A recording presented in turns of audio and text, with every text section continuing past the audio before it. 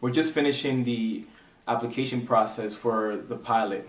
And in that process, what I did was basically I helped Sergio design the website, design the application itself, and then once we started getting students applying, I would take their information and see who on the team was available to interview the candidates. One of the benefits that USAdelante brings is, again, creating the sort of network of college Latino students, but then it's also in the power of the matching, so making sure that we're being very meticulous, and again, that sort of relates to the technology part, about how you're matching one student and their interests with a different one and how they can learn from each other. So in the future, what we want to do is we want to automate that entire process with technology using the web. In the beginning, we're just in the design stage where we're looking at whether we're going to use the desktop or the mobile application.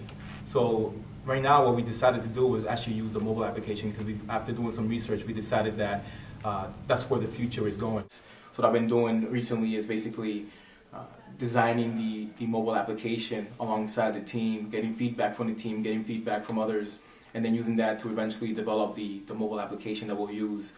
Not only are we going to go into the mobile application, but we were also tasked with what are we going to use for the platform. Are we going to use iOS, or are we going to use Android or any other mobile application? We decided on iOS. A lot more users are going into that space, even though Android has a substantial amount of users itself.